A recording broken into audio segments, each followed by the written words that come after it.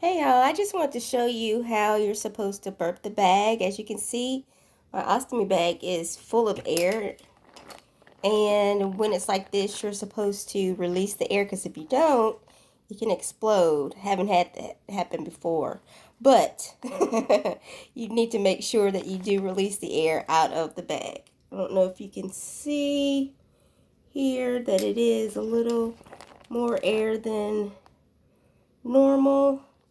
So what you do is you undo it up here, which is easier, and you let the air out. Let's see if I can show you.